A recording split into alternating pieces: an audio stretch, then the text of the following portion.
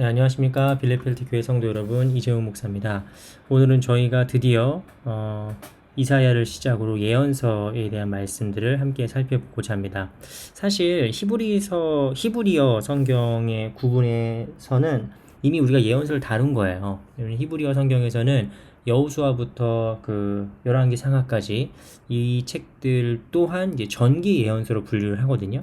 그리고 이제 이사야부터 시작되는 거를 이 후기 예언서로 분류를 하는데, 어쨌든 저희가 가지고 있고 전 세계적으로 사용하고 있는 성경책의 분류로는 어쨌든 역사서로 많이 분류를 하고, 그 전기 예언서 부분을, 그리고 지금 오늘 이사야부터 이제 예언서다라고 이제 분류를 하죠.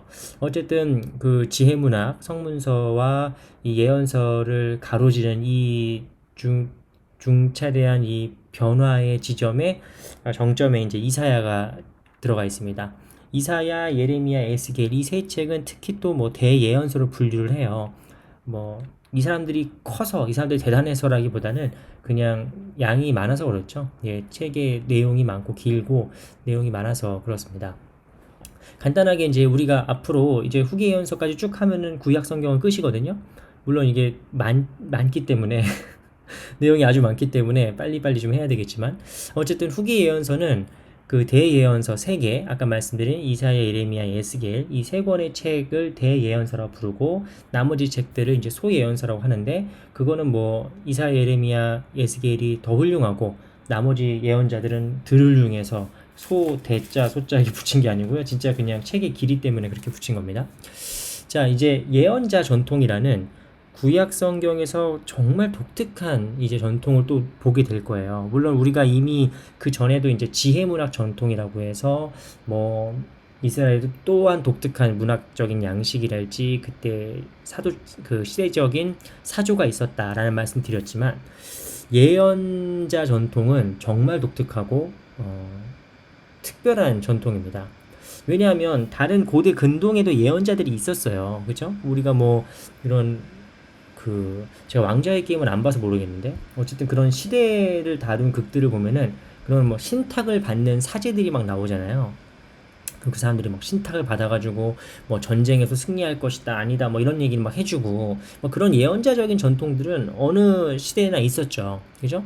고대 근동의 예언자 전통들을 이제 조사해 보면은 대체로 예언자들이 하는 역할들은 이제 뭔가 예언을 하고, 포헤아자겠죠. 뭔가를 앞날을 뭔가 예고하거나 신탁을 받아서 뭔가 전쟁을 치르냐 마냐, 비가 언제 오냐 마냐 이런 거 얘기해주고, 그래서 사실상 고대 근동의 예언자 전통들은 사실상 대단히 정치적인 백그라운드의 역할을 합니다. 그러니까 뭐 소위 말해서 이데올로기적인 배경을 가진다 할지, 아무튼 뭐 그런 식의 예언자 전통들이 있어요. 그런데 구약 성경은 아주 독특한 전통이 있는데, 일단 구약 성경에서 예언자를 나비라고 부릅니다. 나비, 이름도 되게 예쁘죠? 나비예요. 그래서 이 예언자들이 책들을 모아놓은 것을 이제 복수형을 써가지고 느비임이라고 합니다. 그래서 이제 예언서들인데, 어쨌든 구약의 예언자 전통은 고대 근동과 다른 문화권에 나타났던 예언자들 전통과 정말 다른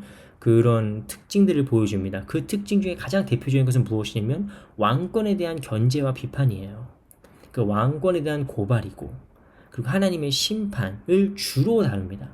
그러니까 다른 문화에서 예언자들이란 함은 왕을 도와서 뭔가 나라를 좀 이렇게, 좀 좋게 말하면은 이렇게 서포트해주고, 나쁘게 말하면 좀 뭔가 이렇게 포장해주고 뭐 이런 식의 것들이 많다면, 구약의 예언자 전통은 권력에 대해서 비판하고 저항하고 심판을 말하고 뭐 이런 식의 전통들이 더 강하다는 거죠. 물론 구약 성경 예언자들의 전통에 하나님의 구원과 또 백성들에 대한 위로 또한 있습니다만, 더 많은 내용이 사실은 고발과 심판에 대한 예고입니다. 그래서 예언자적으로 말씀하셨다 뭐 이런 거 있잖아요. 성경 우리가 읽다가 아니면 설교를 들으시다가 여러분이 뭐 예수님의 예언자적 사역 뭐 이렇게 얘기할 때, 그 예언을 우리가 흔히 쓰는 말 포헤아자게라고 이해하시면 조금 곤란해요. 예수님이 앞날을 뭐 알아보시고 이렇게 예언하셨다기보다는, 구약 우리가 앞으로 성경을 읽을 때 예언이라는 말을 조금 우리가 통상적인 내용과 조금 다르게 이해해야 됩니다. 구약 성경에서 예언, 특히 신약도 마찬가지입니다. 예언이라는 뜻은 권력에 대한 비판과 고발, 그리고 하나님의 심판에 대한 분명한 선포를 뜻해요. 그리고 하나님의 구원과 위로를 선포하는 것이죠. 그러니까 구약 우리가 성경을 읽을 때 예언이라는 말이 나오면 계속 말씀드리지만 뭔가 앞날에 일어난 일들을 예고한다는 느낌보다는 하나님의 말씀을 대언하는 것이다 라고 이해하는 것이 가장 좋습니다. 하나님의 말씀을 그대로 받아서 이제 용기 있게 대언하는 것이 바로 예언자적이다라는 말의 뜻이에요. 그 예언자들은 바로 그런 이 시대로 치면은 하나님의 메신저의 역할을 한 거죠. 네. 이 부분은 앞으로 우리가 말라기까지 쭉 읽을 때 되게 중요한 핵심이에요. 물론 계속 나올 거니까 오늘은 여기서 일반 넘어가겠습니다. 이사야서는 총 66장이라는 어마어마하게 방대한 내용을 다루고 있어요.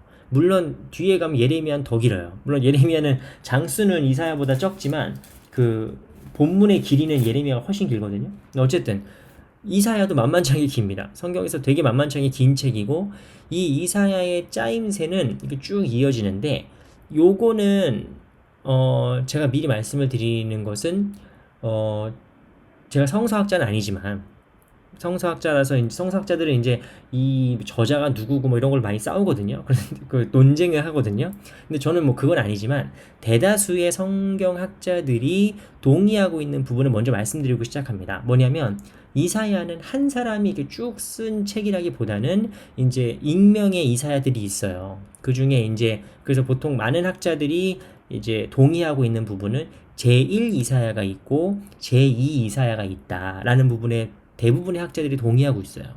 그리고 뭐 제3 이사야까지도 나오는데 뭐 그거는 워낙 불분명해가지고 저희가 깊게 다루지 않습니다. 왜냐하면 이사야 1장부터 66장까지 이어지는 시대적인 배경이 시대적인 어떤 그 기간이 한 200년쯤 돼요. 그러니까 이사야가 혼자 살아가지고 이 모든 걸 다 경험했다라고 하면은 조금 물리적으로 그 어려움이 있는 시간이죠. 그리고 그 이사야서에 나와 있는 배경이 되는 역사적 사건들 또한 이제 한 사람이 모두 다 경험했다라고 보기에는 좀 무리가 있습니다. 그래서 1장부터 39장까지를 제1 이사야, 예루살렘의 이사야라고 부르고요. 40장부터 55장까지를 이제 제2 이사야, 이름을 밝히지 않지만 제2 이사야라고 해서 바벨론의 이사야라고 부릅니다.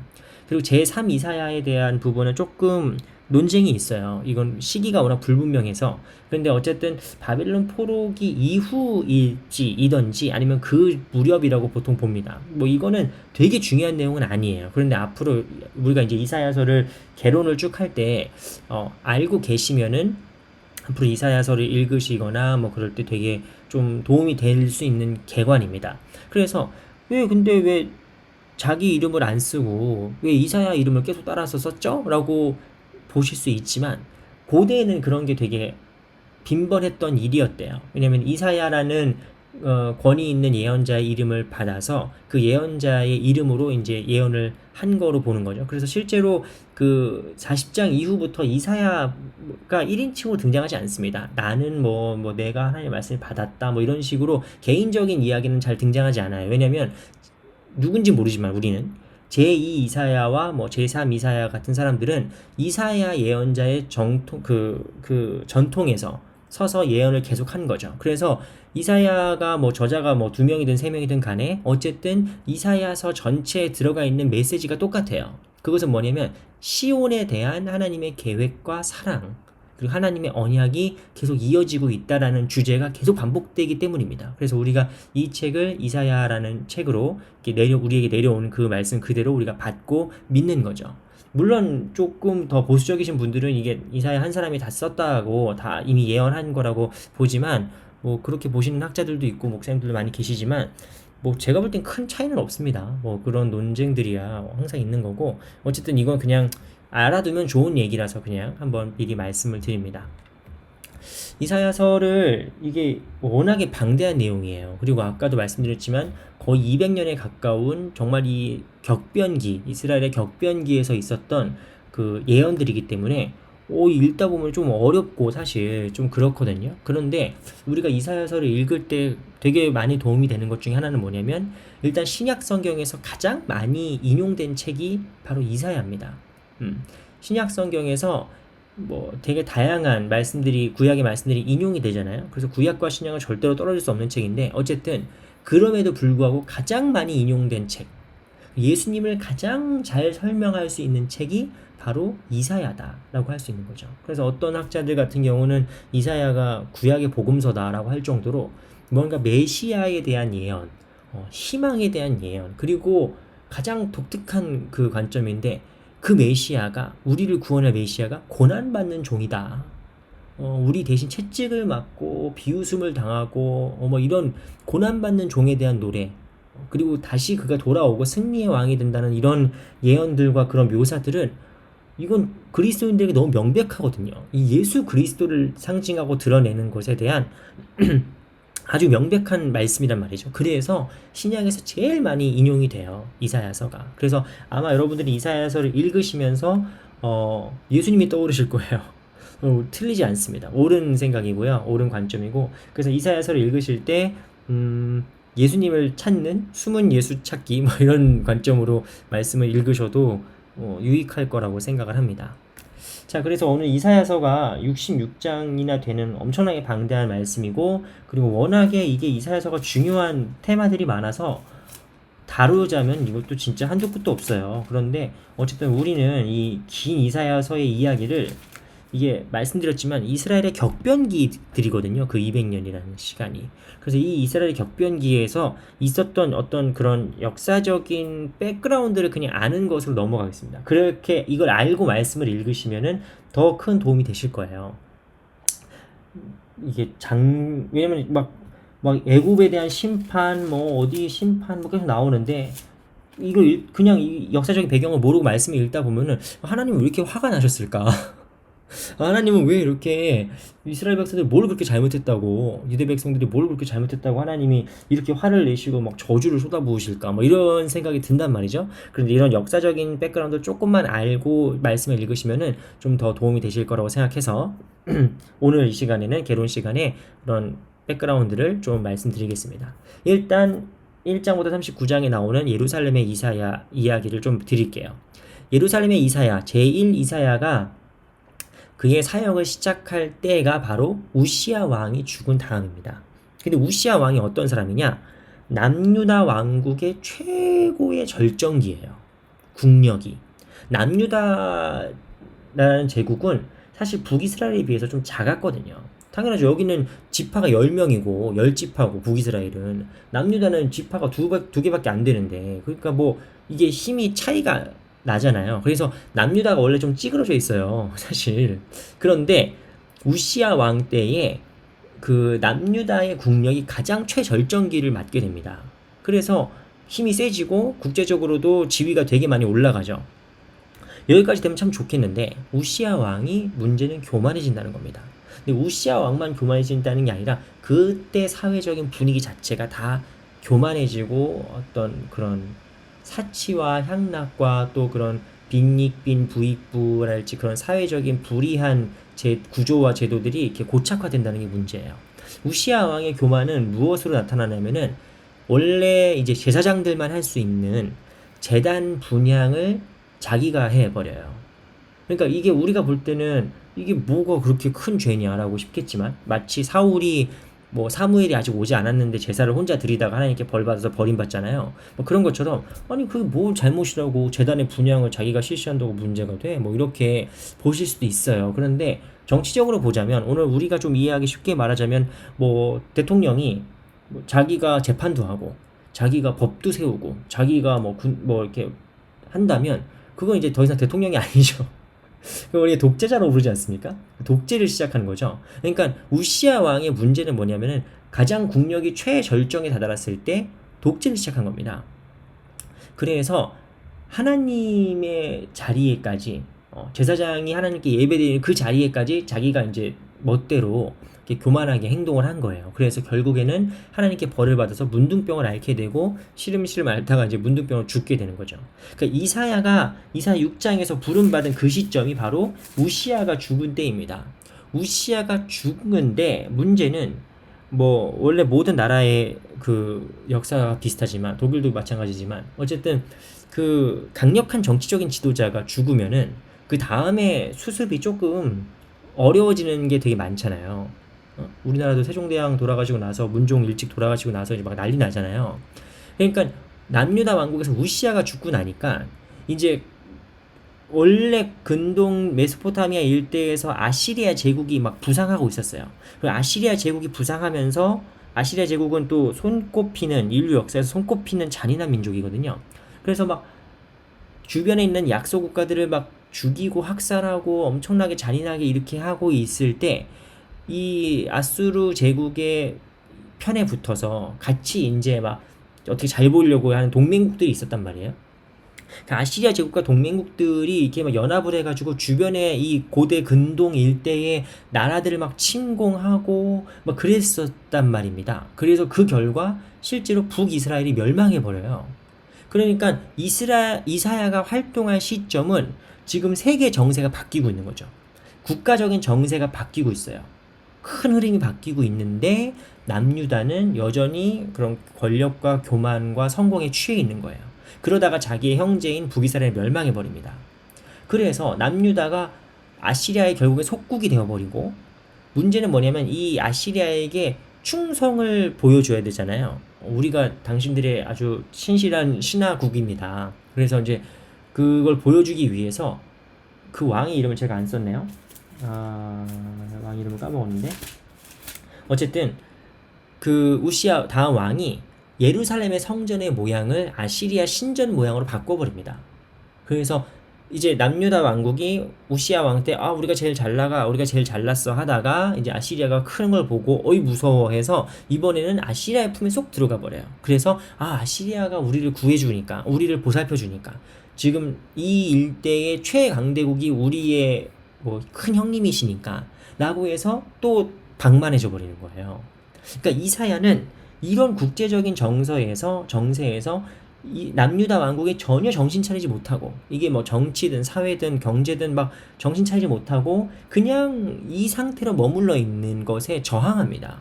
특히 이제 아시리아와의 굴욕적인 이 조약들을 체결하고 하는 것에 대해서 저항하게 돼요. 그래서 그 이사야서에서 아수르 왕 제국을 표현할 때 이렇게 표현하는데 연기 나는 두 횃불 끄트머리라고 표현을 합니다. 연기 나는 두 횃불 끄트머리. 그러니까 아시리아는 지금 막 불처럼 타오르고 있단 말이에요. 전 세계를 휘감는 그런 불길같이 막 타오르고 있는데 이사야는 뭐라고 표현하냐면 걔네들은 그냥 연기 나는 끄트머리다. 뭐 이제 꺼질 거란 말입니다.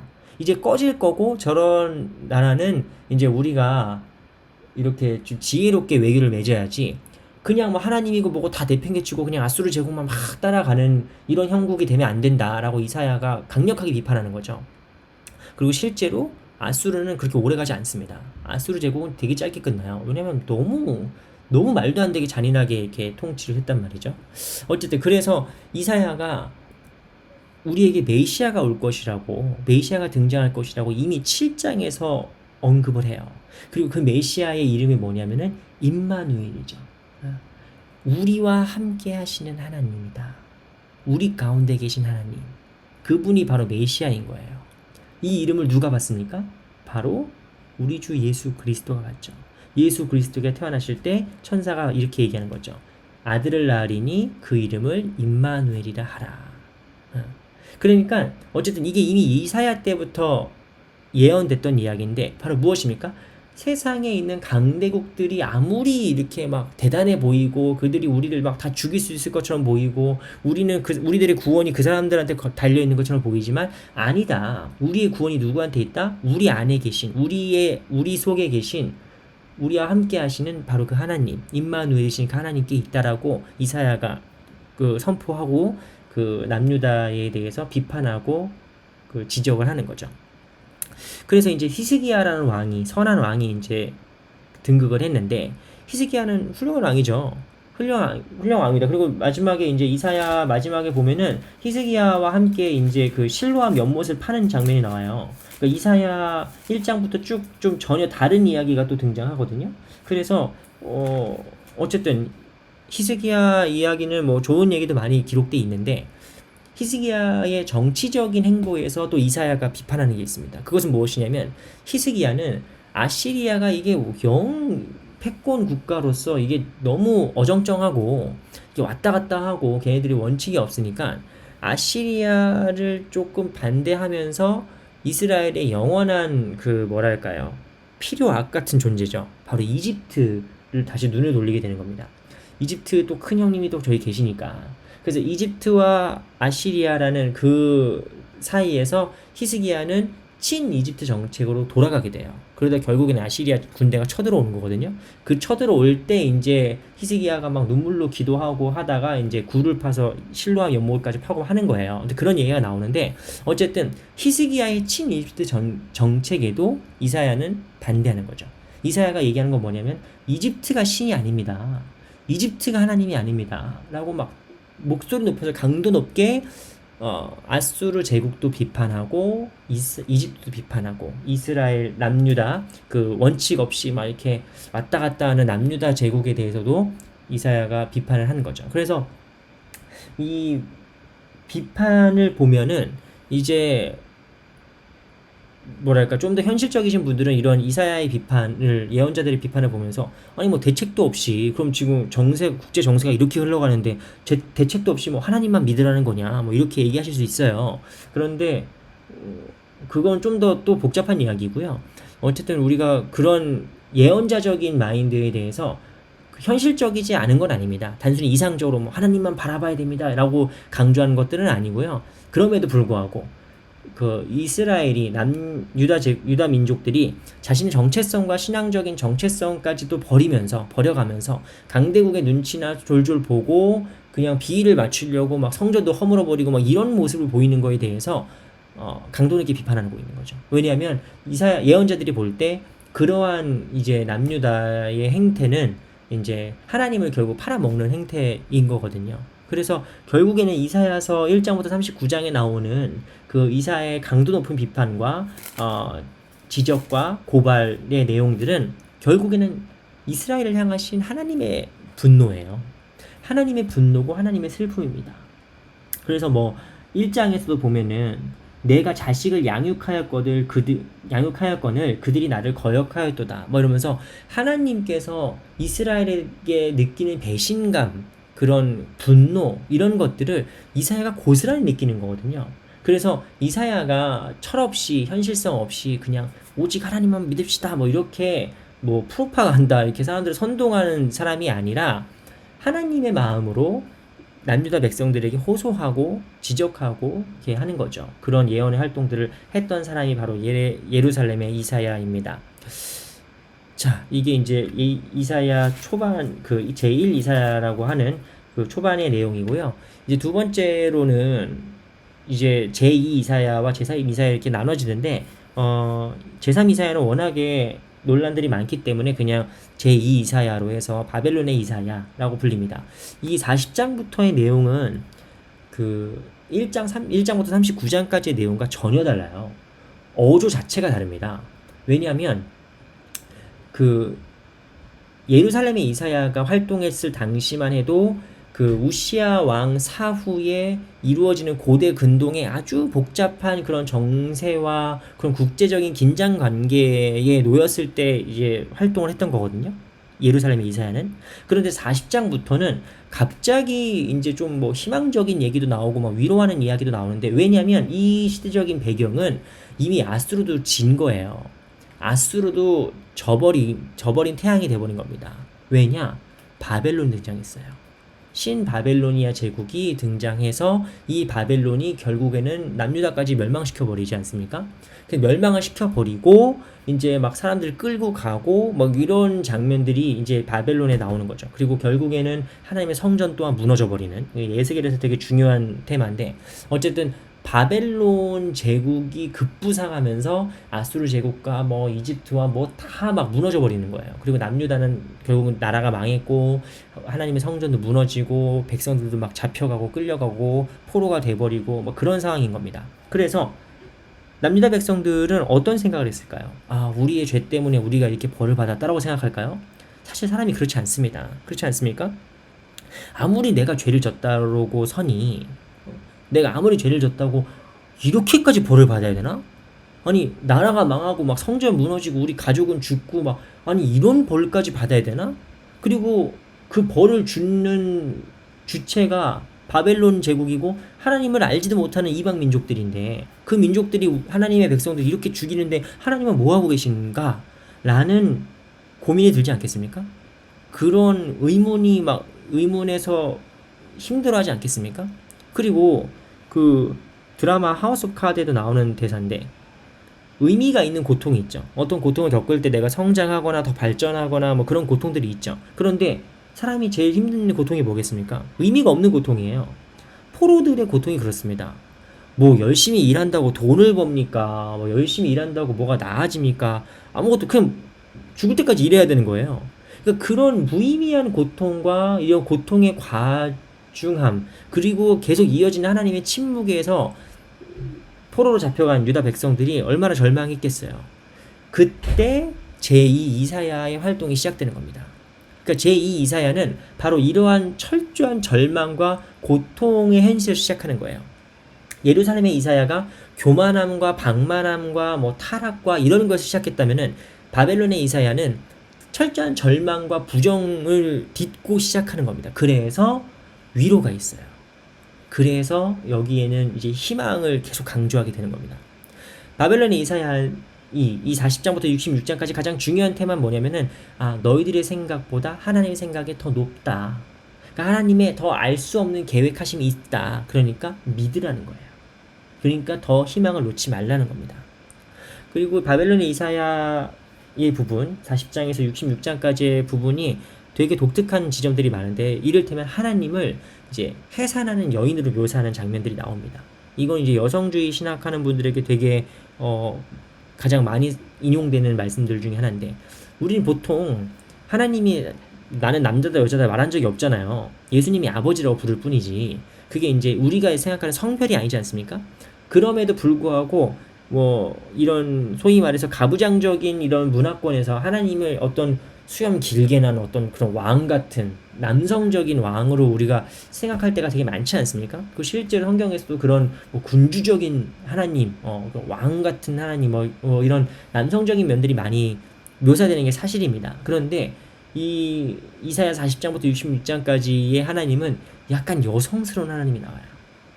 하나님의 자기를 묘사할 때 해산하는 여인으로 묘사하고, 심지어 뭐 젖먹이는 어미가 자식을 잊어버릴지라도 나는 너희를 잊어버리지 않는다라고 하나님이 자신을 엄마로 이렇게 막 묘사하는 장면들이 나옵니다. 물론 다시 강조해서 말씀드리지만, 하나님 어머니라고 하는 이단과 저는 아무 상관이 없고, 그런 이단은 진짜 위험한 이단입니다. 그런 데 빠지지 마세요. 근데 우리가 지금 여기서 중요하게 얘기하고 싶은 건 뭐냐면은, 그 이사야 40장부터 66장까지의 아주 기존의 패러다임을, 기존의 고정관념을 뒤집어버리는 그런 묘사들과 관점들이 나온다는 거예요. 이를테면 하나님을 여인으로 묘사하는 장면이랄지, 메시아, 보통 메시아 하면은 이스라엘 백성들에게 딱 하나거든요. 다윗의 귀환이에요. 다윗 왕의 귀환. 그래서 다윗 왕조가 다시 세워지고 뭐 이런 장면이 되게 중요한단 말이에요. 그런데 제2 이사야에서는 그 메시아가 우리를 대신해서 고난받는 종으로 나옵니다. 우리 대신 침뱉음을 당하고 우리 대신 채찍을 맞고 막 이런 종으로 나오는 거죠. 그래서 결국 이런 모습들이, 하나님의 이런 반전의 모습들이 우리에게 주는 의미는 뭐냐? 제2 이사야가, 바벨론의 이사야가 포로들과 이스라엘 남유다 백성들에게 주고 싶었던 메시지가 무엇이냐? 하나님은 우리의 고난과 멀리 떨어져 계신 분이 아니라 우리와 함께 하시는 분이다. 우리의 고난과 함께 계시는 분이다. 임마누엘이 하나님이시다. 라는 걸 보여주고 싶은 거예요. 그리고 이제 하나님의 처벌이 너무 과하지 않냐라는 많은 사람들의, 그 당시 많은 사람들의 고민과 의문에 대해서 이제 바벨론의 이사야는 우리의 죄 때문에 하나님께 심판을 받는다 하더라도 하나님과 우리와의 근본적인 관계는 깨질 수가 없다라는 걸 되게 강조하고 있어요. 이 말씀에서. 그리고 이제 주목할 만한 부분은 뭐냐면은 40장부터 66장까지 하나님은 결코 3인칭으로 등장하지 않으십니다. 그러니까 이사야가 이렇게 선포한다, 하나님께서 말씀하시길, 이런 식으로 하나님이 3인칭으로 존재하는 분이 아니라 바로 너라고 부르죠. 너 이스라엘. 나는 너의, 이렇게, 나는 너의 하나님이고, 그래서 하나님이 2인칭으로 등장하고 말씀하시는 장면들이 나옵니다. 그러니까 이건 뭐예요? 하나님께서 이스라엘 백성들에게 더 깊은 관계, 더 인격적인 관계를 이렇게 막 적극적으로 드러내시는 것이죠. 그래서 결국에 이 바벨론의 이사야가 보여주고 싶은 것은 무엇이냐면, 우리가 지금 어둠 속에 있지, 우리가 지금 절망 속에 있지만 그럼에도 불구하고 하나님의 언약과 하나님의 신실하심을 믿고 신뢰해야 된다. 그러면 하나님의 구원의 빛과 해방을 경험할 것이다 라는 것이 이 이사야 후반부의 내용 중심 주제입니다. 그래서 이게 기계적인 내용이 아니에요. 기계적으로 심판 받아라, 나중에 이제 복 받아라, 이렇게 기계적으로 이렇게 이분법적으로 나누는 게 아니라 바로 이러한 역사적인 배경 하에서 이루어졌다는 것을 알고 보시면 더 재미있죠. 말씀이 더 이제 실감나게 여러분에게 들어오실 겁니다. 그리고 계속 얘기가 길어지니까 말씀은 안 드리지만, 우리가 한국 사람으로서 말씀을, 성경, 특히 구약 말씀을 읽는다는 건 되게 많은 메리트가 있다고 말씀드렸잖아요. 왜냐하면 이것도 딱 보세요. 지금 일단 예루살렘의 이사야 같은 경우만 봐도 주변의 국제 정세가 급변할 때에 그 고민하는 나라, 흔들리고 막 방향을 잃은 나라와 그걸 보고 안타깝게 막 호소하는 예언자들의 모습이 나오거든요. 그 한국은 어쨌든 그런 주변의 열강들에 의해서 많은 입김을 받고 힘들고 했던 그런 역사들이 워낙 많은 나라이기 때문에 이게 우리에게 정말 많이 와닿는 내용들이 많아요. 물론 독일도 그렇게 보면 맞겠죠. 사실 독일도 얼마나 많이 그동안 깨졌습니까? 프랑스 사이에서 저기도 계속 깨지고 하다가 또 울컥하고 일어났더니 또 세계적인 괴물이 되고 이런 일도 있었지만, 어쨌든 우리의 역사와 이렇게 우리의 역사적 경험과 이렇게 비교해서 읽으시면은 더 좀 좋지 않을까라고 생각을 합니다. 각설하고요. 오늘 말씀이 이렇게 길어지네요. 죄송합니다. 그 이사야의 신학은 결국 무엇이냐? 이 저자도 다양하다고 하고 또 시간도 200년 가까이나 되는 긴 시간 동안 이렇게 쓰여진 이 말씀의 결국 주제가 뭐냐? 여기서 말하고자 싶은 신학이 뭐냐라고 했을 때, 이건 예언서 전체의 이제 공통 주제이기도 하지만 결국 역사의 주인이 바로 하나님이시다는 거예요. 역사의 주인이 주변 강대국이 아니라 아수르나 이집트나 바빌론이나 페르시아나 그런 강대국이 아니라 바로 하나님이시라는 거예요. 그래서 이거를 믿어야 된다는 겁니다. 하나님의 역사를 주관하시고 결국엔 완성시키실 하나님의 역사를 믿어라 라고 하는 게 이사야서의 핵심적인 신학입니다. 그리고 아까 말씀드린 것처럼 심판과 구원을 계속 번갈아 가면서 나타내고 있고, 메시아에 대한 예언들, 이런 것들이 이사야에서 중심적으로 등장하게 되죠. 그리고 시온 전승과 다윗 왕조의 전승이라는 말도 있는데, 이거는 그냥 패스할게요. 이게 시온 전승은 물론 중요합니다. 물론 예루살렘에 대한 이야기가 이제 나중에 후반부로 갈수록 시온으로 발전하거든요. 그런데 그런 얘기가 성경을 읽으실 때 그렇게 우리한테 도움되는 내용이 아니기 때문에, 어쨌든 시온이라는 단어, 이스라엘이 국가로 수립되고 이제 다시 이렇게 돌아오는 내용들을 시오니즘이라고 부르잖아요. 근데 아무튼 시온이라는 단어가 구약에서 총 154번이나 나오는데, 그 중에 그 말이 이사야에서만 47번이나 등장할 정도로 시온이 되게 핵심적인 주제예요. 그런데 제가 이 관련된 글을 읽어봐도 왜 핵심적인지 잘 모르겠어요. 잘 설명을 잘 안 해주시더라고요. 시온이 중요하다 얘기하시는데, 그럼 다 중요한 거지. 왜 그런지 모르겠어요. 죄송합니다. 각설하고요. 그리고 이사야서에서 하나님이 본인을 드러내실 때 되게 독특한 표현을 쓰시는데, 바로 이스라엘의 거룩한 자, 카도시 이스라엘이라는 되게 독특한 표현으로 하나님이 자기를 드러내시고 자기를 보여주시는 장면들이 나옵니다. 네, 여기까지가 이제 이사야서에 대해서 준비한 내용들입니다. 이렇게 짧게 하려고 했는데 이게 설명이 또 말이 많았죠? 죄송합니다. 30분이 넘었네요. 이걸 누가 보실지 잘 모르겠지만, 어쨌든 줄이고 줄인다고 하는데도 이렇게 말이 많았습니다. 정말 죄송하고요. 네, 근데 어쩔 수 없습니다. 이게 예레미야와 에스겔도 그래요. 길어질 수밖에 없는 내용이고요. 하지만 최대한 앞으로도 줄여봐야죠. 어쨌든 예언서는 제가 지난번 설교 시간에도 말씀드렸지만 젊었을 때 되게 좋아할 만한 내용들이에요. 왜냐면 가슴이 막 뜨거워지거든요.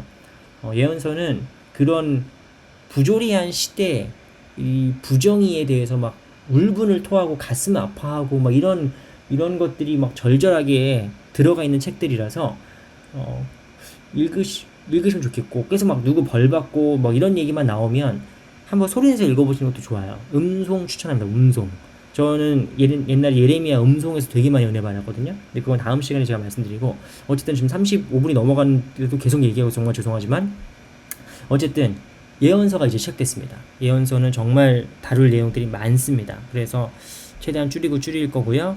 어쨌든 이사야서 오늘 이런 역사적인 이야기를 알고 앞으로 읽으시면은 더 재미있고 은혜롭게 읽으실 수 있을 거라고 생각을 합니다. 그럼 오늘 여기까지 하고요. 다음에 또 부지런히 해서 올리겠습니다. 감사합니다.